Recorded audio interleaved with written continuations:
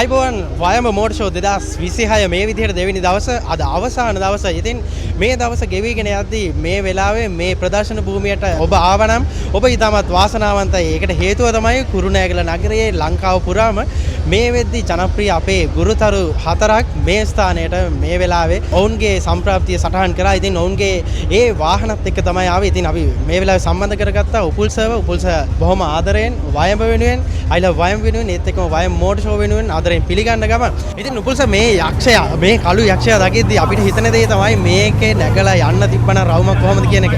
ඒ කියන්නේ මේකේ මේ ප්‍රදර්ශන භූමියට ඇතුළත් කරද්දිම අපේ මේ ප්‍රදර්ශන භූමියේ අවට හිටපු හැම දෙනාගේම ඇඟට දැනුණා මේකේ පර්ෆෝමන්ස්. මං හිතන්නේ එක තප්පරයක් රේස් කරපු ගමම මේකෙන් ගින්දර විසියනවා. ඉතින් සර් කොහොමද කතා කරමු මේකේ එන්ජින් පවර් එක ගැන හෝස් පවර් එක ගැන පොඩ්ඩක් කතා කරමු. GTR කියලා කියන්නේ සාමාන්‍යයෙන් රේසින් කාර් වල විශේෂම ස්ථානයක් දිනාගෙන හිටපු සහ දිනාගෙන ඉන්න වාහනයක්. දැනට මේකේ ප්‍රොඩක්ෂන් නවත්තලා තියෙන්නේ. ඉතින් මම මේක ලංකාවට ගෙන්නන්නේ නවීන අයත් එක්ක එකතු වෙලා. ඉතින් මේ නවීන වල දන්න ප්‍රසිද්ධ පුජ්‍යලෙක් කුරුණෑගල. ඉතින් මේ මම ගේද්දි මේකේ සාමාන්‍ය පර්ෆෝමන්ස් වලට අපිට පර්ෆෝමන්ස් වැඩි කරන්න පුළුවන්, හෝස් පවර් වැඩි කරන්න පුළුවන්. සාමාන්‍ය 300 750 ප්ලස් වගේ හෝස් පවර් එකක් තියෙනවා. ඊට වඩා තියෙනවා 790 වගේ යනකම්. ඉතින් මේ ඇත්තම කිව්වොත් මේකේ පර්ෆෝමන්ස් තියෙන ඉතින් රේසින් ට්‍රැක් එකක මට තාම මේකේ උපරිම පර්ෆෝමන්ස් බලන්න වෙලා නැහැ. මොකද ඒකට හරියන පාරක්කුත් නැහැ ලංකාවේ. ඒකට සේෆ්ටි එකකුත් නැහැ. ඉතින් ඒක නිසා පුළුවන් විදිහට පදිනවා. හැබැයි දැනෙනවා අපිට පුළුවන් ප්‍රමාණයට වඩා ගොඩක් එහා දෙයක් මේකේ තියෙනවා කියලා. ඔව් මං හිතන්නේ මේ ප්‍රදර්ශන භූමියේ හිටපු හැමෝම වාසනාවන්ත වුණා. බෑක්ෆයර් එක දැක්කත් ඇති මං හිතන්නේ මේ වාහනේට ආස වෙන්න. මං හිතන්නේ අපේ මේ ප්‍රදර්ශන භූමියේ අවට හිටපු සියලුම දෙනා බාල තරුණ මහලු ඒ සියලුම දෙනා මේ GTR එකට ආස වුණා මේ කළු යක්ෂයාට.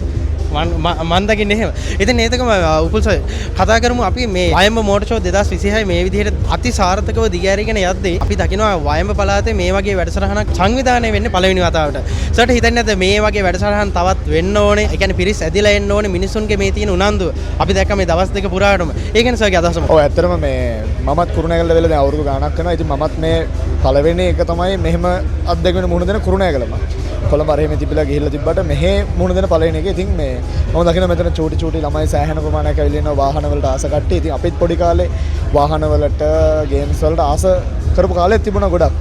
ඉතින් මේ ඒ කාලේ මේ වගේ දෙයක් හම්බුනහම නිකන් ලොකු දෙයක් ඒකත්. ඉතින් ඒක එක පැත්තකින් ලොකු ආසනාවක්.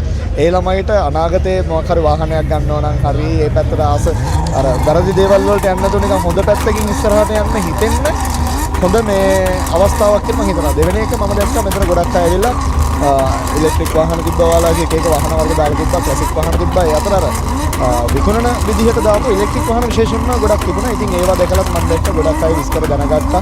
අපේ සර්ලත් අලුත් වාහන ගන්න ප්ලෑන් කරා. ඉතින් ඒකත් ලොකු අවස්ථාවක්. මොකද ගොඩක් අය මේ දැනුවත් වුණා මෙහෙම වාහනත් ලංකාවේ තියෙනවා, මේ විදිහේ දේවල් තියෙනවා කියලා. ඉතින් ඒකත් කුරුණෑගල ඉන්න අපිට ගොඩක් වටිනවා. මගේ අවසාන ප්‍රශ්නේ සර් දැන් මේ වාහනත් දකිද්දි සර් ඉස්සලා කිව්වා වගේම පුංචි ළමයි ගොඩක් ආසයි.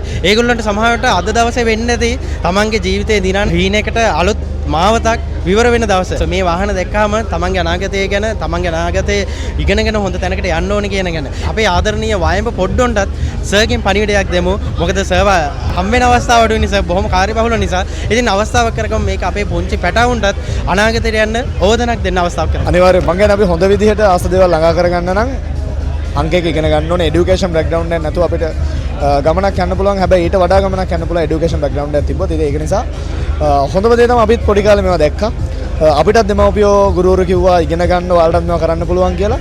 ඉතින් ඒක ඇත්තටම අපි අත්ින්දා. ඉතින් මටත් කියන්න තියෙන්නේ ඉගෙන ගන්න ඔයාට ළඟ ඉන්නේ වාර විභාගෙද ඊට පස්සේ ඔයාට ඉන්න O levelද A levelද ඒක කඩේකට සූදානම් වෙන්න. ඔයාලා හීන කොහේ හරි බිත්තියක හරි පොතක හරි කොහේ හරි දෙනක තියාගන්න. ඔයාට තියෙන ළඟම ටාගට් එක අචීව් කරන්න. ඒතර නිකම්ම ඔයාගේ හීනේ දක්වා ගිහිල්ලා ඉන්න. ඉතින් බොහොම ස්තුතිවන්ත වෙනවා SFT වලින් අපේ තරුණ පරම්පරාවට අනාගතයේ පෙන්වන ඕන යහමග ගන්න උපුල් සර්. අද ඔබ මේ මොහොතේ මේ ප්‍රදර්ශන භූමියට ආවේකම අපිට ලොකු වටිනාකමක් යොමු කළා. ඒක අපි හිතන්නේ අපිට කරපු ගෞරවයක් විදිහට. ඉතින් ඔබතුමන්ට ස්තුතිවන්ත වෙන්න. ඉදිරියේදී හමු වෙන්න බලාපොරොත්තු වෙන්න. අපි දැනට සමු ගන්නවා ඔබ සියලු දෙනාටම බොහොම ස්තුතියි.